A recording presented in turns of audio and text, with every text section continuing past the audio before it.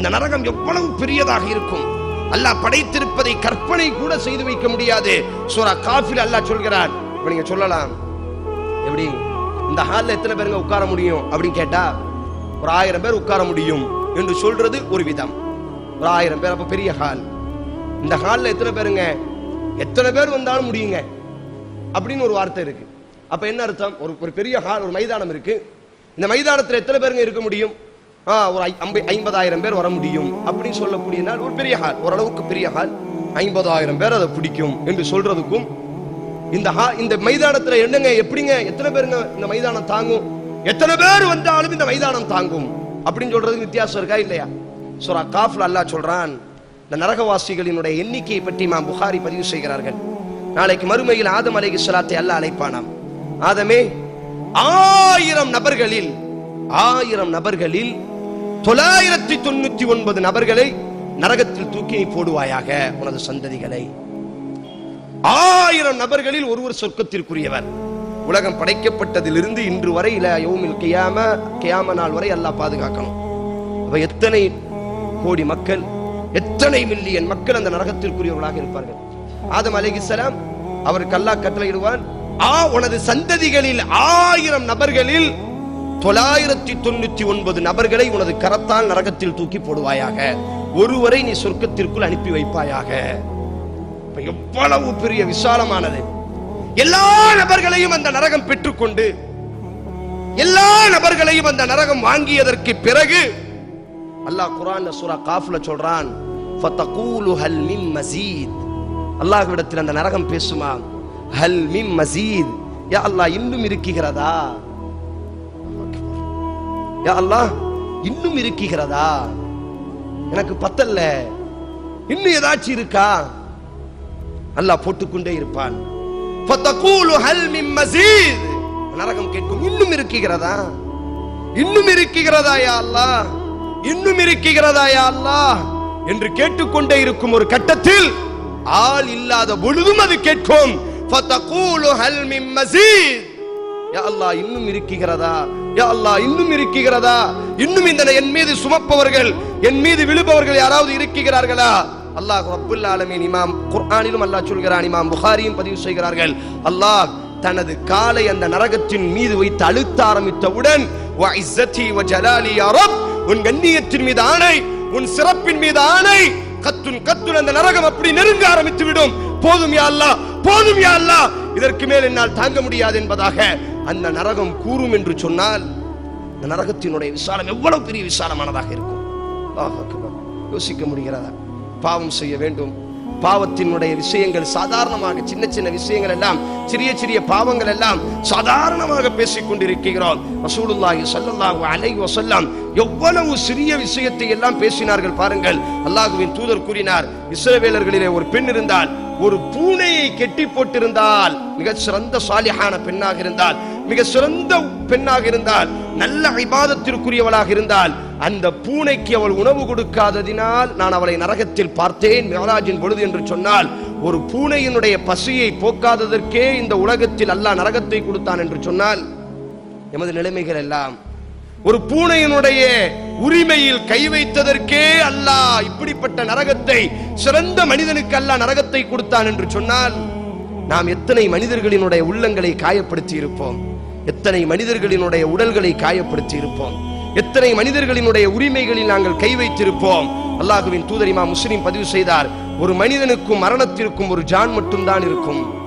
அவன் அந்த ஒரு ஜானை தாண்டி விட்டால் அவன் சொர்க்கவாசியாக மாறப்போகிறான் என்றாலும், அல்லாஹ்வினுடைய அந்த வார்த்தை தெரியாமல் ஒரு வார்த்தையை அவன் யதார்த்தமாக பேசிவிடுவான், நரகத்திற்குள் அவன் குப்புற தள்ளப்படுவான், சொர்க்கத்திற்கு மிக சமீபமாக கொண்டு வரப்படுவான்.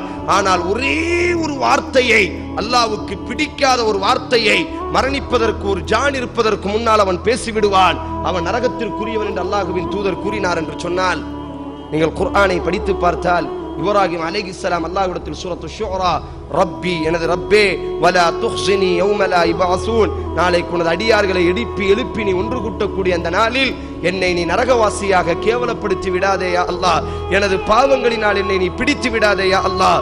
அல்லாஹ்வின் தூதர் ஸல்லல்லாஹு அலைஹி வஸல்லம் நாளைக்கு மறுமையில் அந்த நரகத்தை இழுத்து கொண்டு வரக்கூடிய அந்த நாளில் அல்லாஹ் இருக்கக்கூடிய அந்த முறையை பற்றி இமாம் புகாரி பதிவு செய்கிறார்கள்.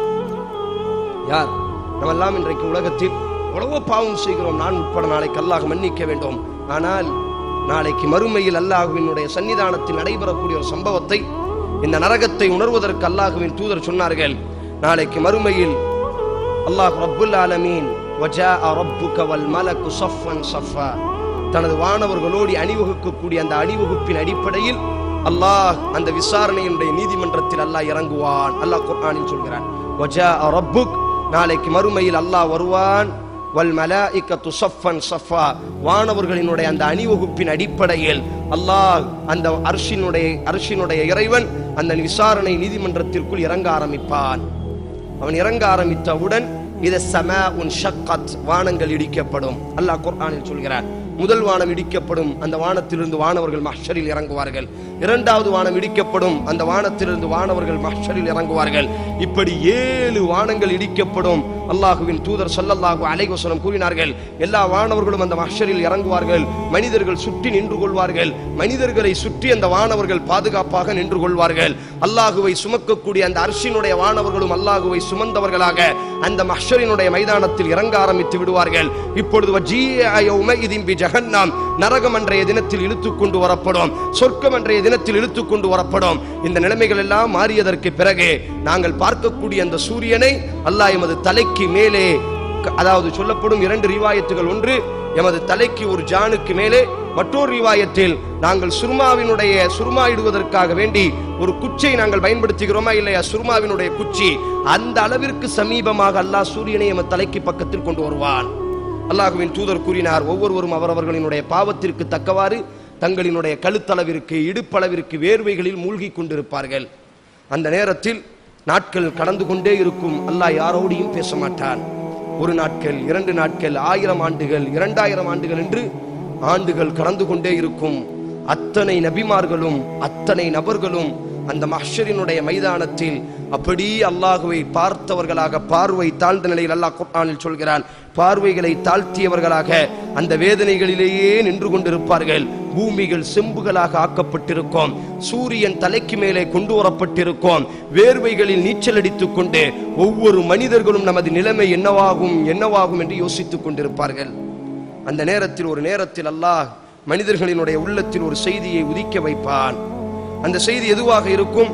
இப்பொழுது அந்த மனிதர்கள் எல்லாம் சொல்வார்கள். என்ன சொல்வார்கள் என்று சொன்னால், நமது தந்தை ஆதம் அல்லாஹுவால் நேரடியாக படைக்கப்பட்டவர், அல்லாஹுவினுடைய நேரடி படைப்பாக படைக்கப்பட்டவர். அல்லாஹ் அவரோடு பேசி இருக்கிறான்.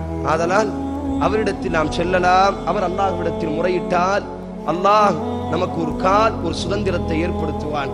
முதலில் சொர்க்கம் நரகம் என்பதெல்லாம் இரண்டாவது. முதலில் அல்லாஹ் கோபத்திலிருந்து இறங்க வேண்டும். முதலில் அல்லாஹ் நம்மை விசாரிக்க வேண்டும். அல்லாஹ் பேச மறுக்கிறான். வானவர்கள் உட்பட எல்லோரும் பயந்து நடுங்கிக் கொண்டிருக்கிறார்கள். அந்த ஹதீஸில் அந்த ஆதம் அலைஹிஸ்ஸலாம் சொல்லக்கூடிய வார்த்தை, ஆதமிடத்தில் மக்கள் வருவார்கள். ஆதமிடத்தில் வந்து சொல்வார்கள், ஆதம் அன்த அபூனா வ அபுல் பஷர், நீங்கள் எங்கள் தந்தை, மனித குலத்தினுடைய தந்தை. ஹலகல்லாஹு பியதிஹ், அல்லாஹ் தனது கரத்தால் உங்களை படைத்தான். வனஃபக ஃபீஹி மிர் ரூஹிஹி வ அம்ருல் மலாயிகத ஃபஸஜத லக், அல்லாஹ் அவனினுடைய ரூஹை உங்களின் மீது ஊதினான். அவனால் படைக்கப்பட்ட பாவத்தை விட்டு பாதுகாக்கப்பட்ட வானவர்களை அல்லாஹ் உங்களுக்கு சுஜூது செய்ய வைத்தான். இஸ்ஃபஅ லனா இன்த ரப்பிக்,